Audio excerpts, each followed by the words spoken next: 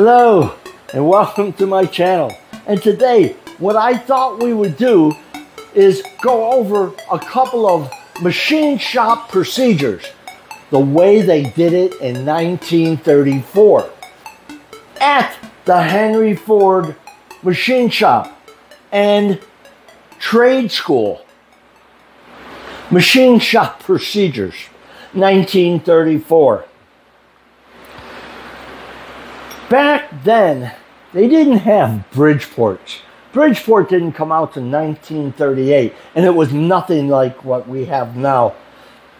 What they used was radial arm drills and camelback drill presses. What I thought we would do is duplicate how they used to put in precision located holes. We're gonna set this up, set our piece up in a drill press using this, using the toolmaker buttons, a square. We're gonna drill, tap, and check it with everything we have right here. The tools from 1934. Let's get into this. Toolmaker buttons. I don't know if anybody's familiar with them, but this is what they use to put in precision located holes. What you would do is take your material, square it up the best you can on a surface plate and with your square. You would scribe out your location using a hermaphrodite caliper. And I'll show you all of these in this book, and we'll go over using each one of them. What we're going to do first is set this hermaphrodite caliper to 1.5 inches. And the hermaphrodite caliper. That's how we're going to be using it today, to scribe off 1.5 inches in 2 different directions. And that's how we're going to set it. Should say that around here somewhere. Hermaphrodite caliper. But what you have to keep in mind is this end of it is going to be off the end. You don't want to have these at the same height and then tilt it. It will give you a misreading.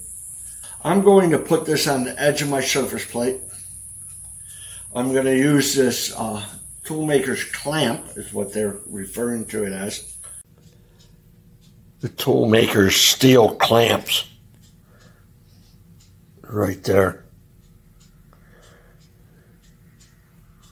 And I'm just going to clamp this down to the surface plate. Okay. And then we're going to set this to 1.5 inches. I could feel how the point of this fell right into that groove.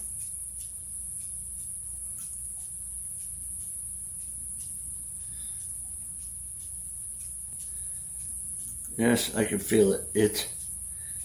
It's set at 1.5 inches. Okay. What we're going to do now is, these are the 2 edges right there. We're going to put this here.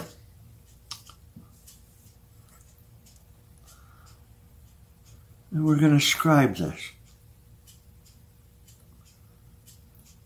There's 1.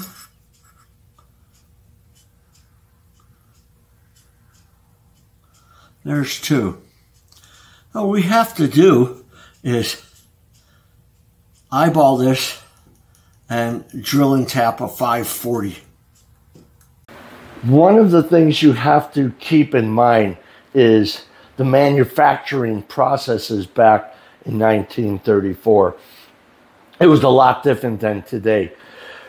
You were dependent on the tool room tool maker machinist, and then there was the production machinist. The techniques we're using were basically done in the tool room by the tool room machinist, not the production machinist. They would die making all those holes at that slow of a pace. This is for making fixturing, where they did multiple holes in a precision plate and then brought it out to production. Okay, I have it on the drill press. I'm going to use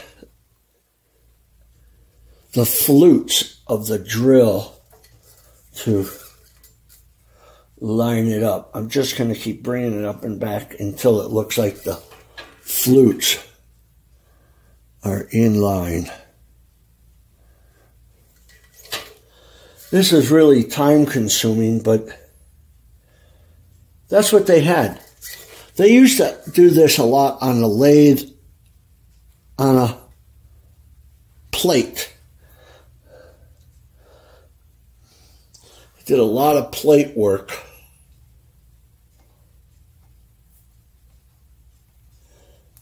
I think it's pretty close. The whole thing is, it's like you have to keep checking where the heck you are. Let's see. It looks like the flute is there. It looks like the flute is there on both sides. It's tight. I'm going to drill it. It's going to be noisy.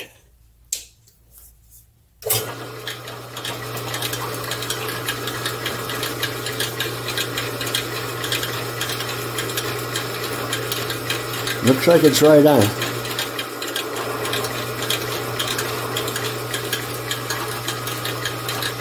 But it really doesn't matter, because we're going to take it off of here and set up them toolmakers buttons.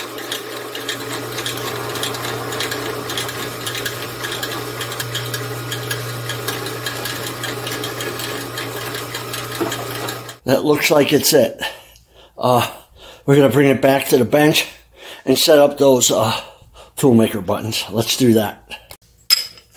That was a number 38 drill that we drilled in there for the 540 tap. The hand tap wrench right there. This is the smaller one, and that's what we're going to be using. This is a larger one, like from a quarter inch.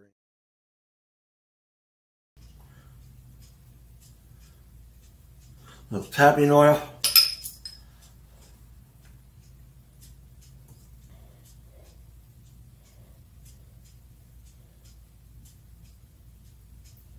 You don't see a 540 used very often.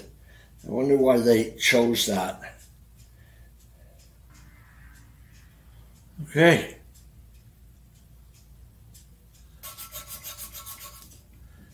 Just a carborundum stone.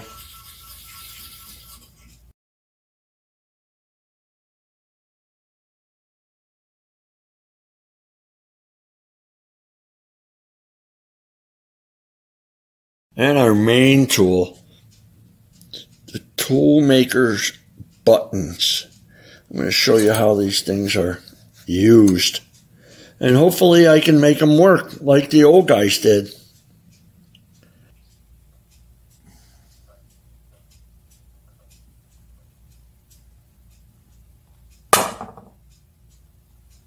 Now I can move it a little bit. I have a set of gauge blocks set at 1/300 and another 1/700. I'm going to try and place them right underneath the button and just push it down.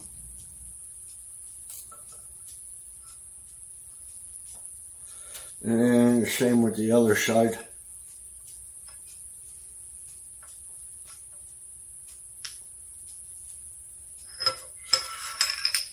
Tighten this up.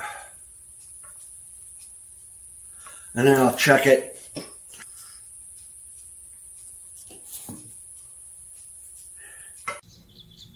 Here's the indicator. Now they're calling it an ideal indicator. That may be the manufacturer's name. I'm not sure. It's close to being identical.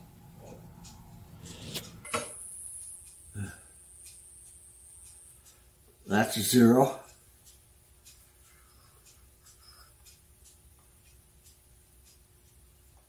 And that is 0.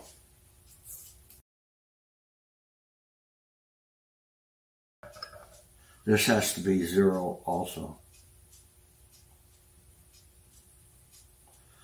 We're 2 thousandths shy. This is proving to be harder than I thought.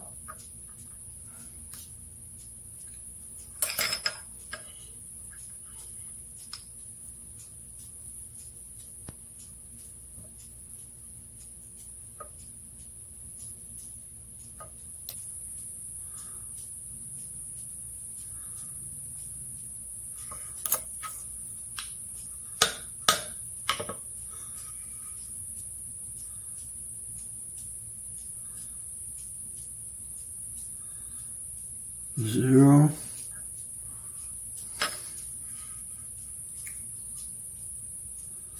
Zero.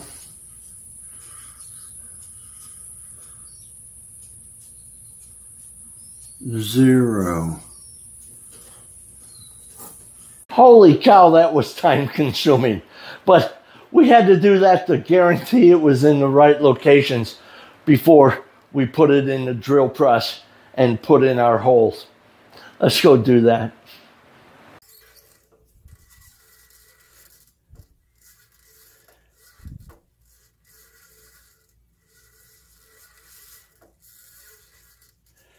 That is on 0. And we'll see if we can get it 0 all the way around.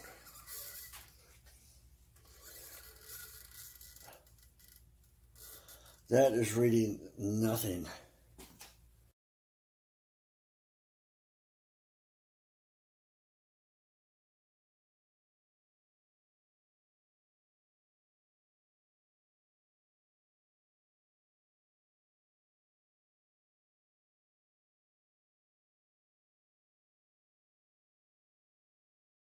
Wow, this is also time consuming. I don't know if you noticed, but as I turn the spindle, the bearings must really be bad in this drill press. As soon as I touch the drill chuck, the indicator goes off the scale. But when I let it goes back to wherever the part is located. So what I have to do is turn it, let it go, turn it, let it go. But I'm pretty positive that I'll be able to get it on 0 on all 4 points. That appears to be 0 all the way around. Now I need to remove the button, stab it, ream it, and check it. Hopefully, with all that screwing around, none of that moved. This thing is super time consuming.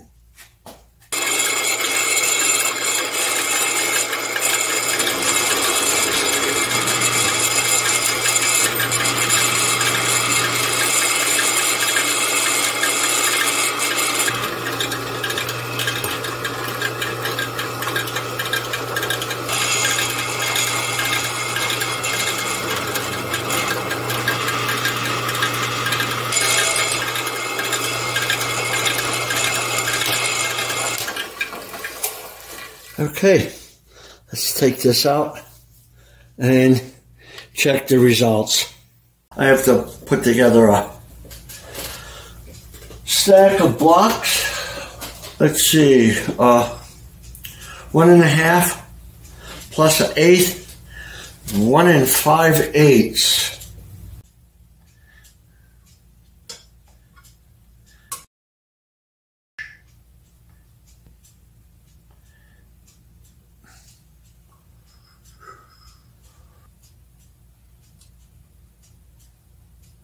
Right there, 0.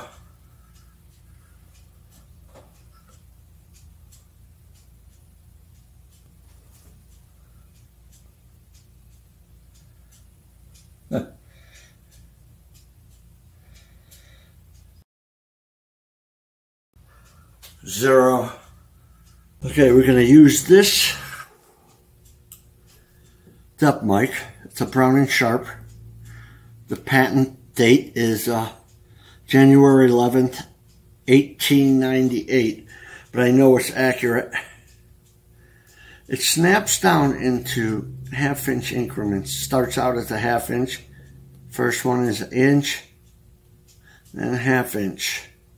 And I have a set of gauge blocks, 1 3/8. We'll make sure this reads 1/375, and then we'll check that pin from the 0 side, datum side. It's within 5/10.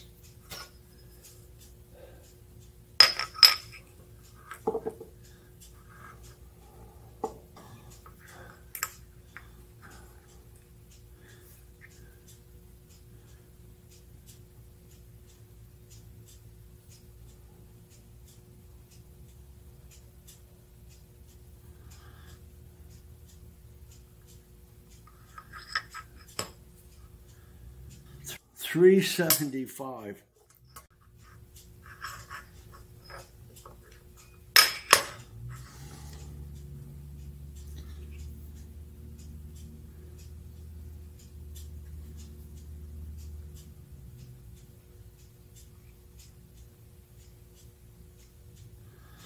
$3.75. My gosh, did that take a long time. I am glad I live in the 21st century and don't have to go through that every day. But I enjoyed doing stuff the way we did it in 1934. We used both the indicator and gauge block method and the depth mic method to check the location. I feel everything came out right, within a half thousandth or so. Anyway, I think this video is coming to an end. So I'm going to say this is a wrap. Until next time, enjoy.